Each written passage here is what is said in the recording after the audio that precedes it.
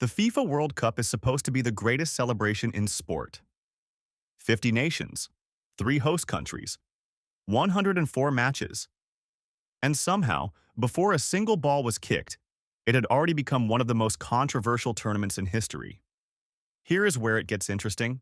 The problem is not the football. The football has been brilliant. The problem is everything around it. Start with the tickets. FIFA priced regular seats at up to $8,000. The World Cup final, the biggest match on earth, was listed at nearly $33,000 a seat. That is not a typo. Fans called it extortionate. Football supporter groups across Europe filed formal complaints. One report found that attending 8 World Cup matches would cost a single fan more than £5,000, which is roughly 5 times what it cost in Qatar. Let that sink in. Qatar was expensive. This is 5 times Qatar. FIFA eventually backed down and introduced $60 tickets. 130,000 of them. Out of nearly 7 million total. In theory, it was a gesture.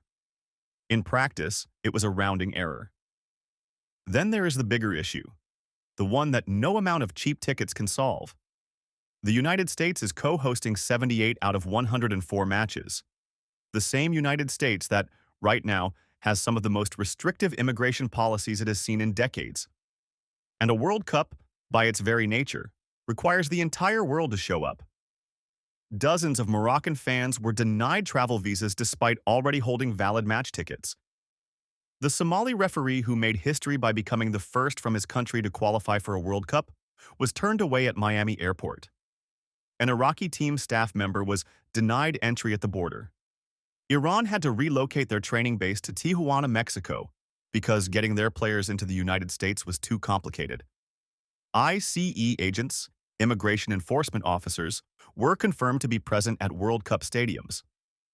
The White House, when asked directly whether foreign fans attending matches could be targeted, refused to give a straight answer. You know the type.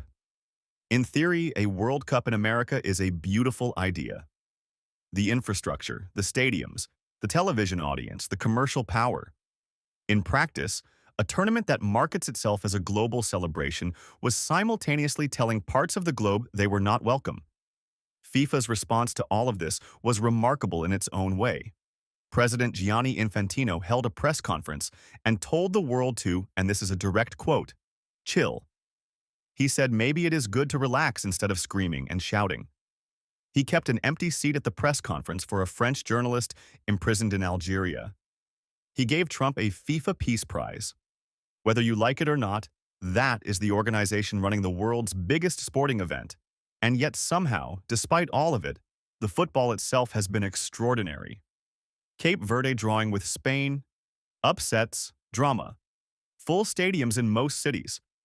Players doing what players do. The 2026 World Cup is the most watched event on Earth happening inside a political storm it never quite addressed. The beautiful game has never been played in uglier circumstances. And somehow, it is still beautiful. You are welcome.